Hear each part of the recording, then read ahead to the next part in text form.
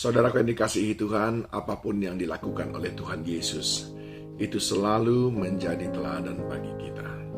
Dan hari ini saya mau mengajak saudara pergi ke Taman Getsemani. Apa yang dilakukan oleh Tuhan Yesus di sana. Di dalam Markus 14, mulai dari ayat yang ke-32, saya baca sampai dengan ayat yang ke-36. Lalu sampailah Yesus dan murid-muridnya di suatu tempat yang bernama Getsemani. Kata Yesus kepada murid-muridnya, "Duduklah di sini sementara aku berdoa." Dan ia membawa Petrus, Yakobus, dan Yohanes sertanya. Ia sangat takut dan gentar. Lalu katanya kepada mereka, "Hatiku sangat sedih, seperti mau mati rasanya. Tinggallah di sini dan berjaga-jagalah." Ia maju sedikit, merebahkan diri ke tanah dan berdoa supaya sekiranya mungkin saat itu lalu daripadanya. Katanya, "Ya Aba, ya Bapa, tidak ada yang mustahil bagimu. Ambillah cawan ini daripadaku, tetapi janganlah apa yang aku kehendaki, melainkan apa yang Engkau kehendaki." Dari apa yang dituliskan di sini, kita mempelajari 4 hal yang Tuhan Yesus ingin kita teladani. Yang pertama tentu saja saat badai topan kehidupan melanda, Tuhan mau supaya kita menghampiri Dia lewat doa. Ada beban kehidupan. Yang pertama sekali yang Tuhan inginkan untuk kita lakukan adalah berdoa.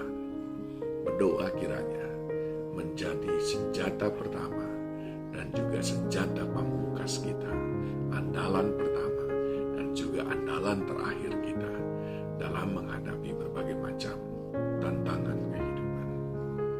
Yang kedua, saudaraku, di sini diajarkan dari ayat yang ke-33, dan ia membawa Petrus, Yakobus, dan Yohanes sertanya. Ia sangat takut dan gentar. Di sini arti keduanya adalah dalam menghadapi berbagai macam tantangan dan rintangan, kita perlu didukung oleh sahabat-sahabat kita. Oleh sebab itu kita perlu memiliki komunitas yang saling mendukung, atau sering juga saya sebut dengan support system. Ketika kita menghadapi beban-beban berat, sering sekali solusi itu Tuhan berikan lewat orang-orang yang ada di sekeliling kita.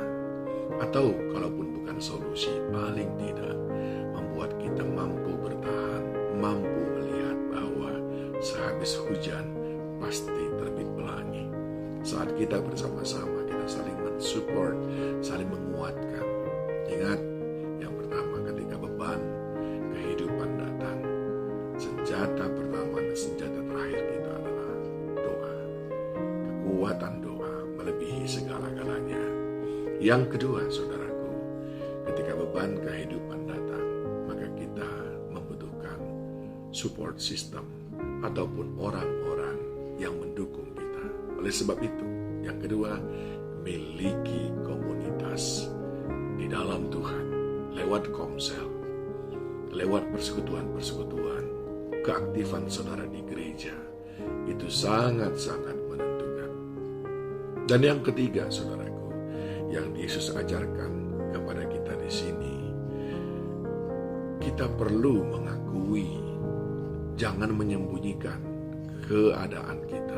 Ayat yang ke-34, lalu katanya kepada mereka, "Hatiku sangat sedih seperti mau mati rasanya."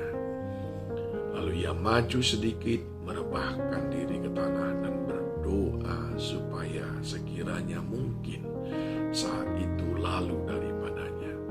Kita perlu mengungkapkan apa saja yang kita inginkan kepada sesama maupun kepada Tuhan terutama. Sama seperti Yesus mengajarkan, Dia menceritakan semuanya kepada Bapa Surgawi apa yang Dia inginkan. Dia inginkan cawan itu lalu daripadanya, tapi Dia berkata, "Bukan kehendakku." Kita menginginkan segala sesuatu menjadi mudah, tapi juga kita harus tahu bukan kehendak kita. Karena sering sekali justru kesukaran itu Tuhan izinkan kita harus hadapi supaya kita memiliki pengalaman menyelesaikannya bersama Tuhan. Karena di sana Tuhan menyatakan kuasanya, menyatakan kemuliaannya. Oleh sebab itu saudaraku, yang penting adalah nyatakan apa keinginan hatimu kepada Tuhan maupun kepada sesama. Dan yang keempat, pelajaran yang kita dapatkan dari sini saudaraku, percayalah bahwa Tuhan sanggup melakukan. Tuhan sanggup memberikan pertolongan. Tiada yang mustahil bagi Dia. Ayat yang ke-36 katanya, ya Aba, ya Bapa, tidak ada yang mustahil bagimu. Ambillah cawan ini daripadaku, tapi janganlah apa yang janganlah yang aku kehendaki, melainkan apa yang Kau kehendaki. Percaya, ketika saudara memiliki iman bahwa tidak ada yang mustahil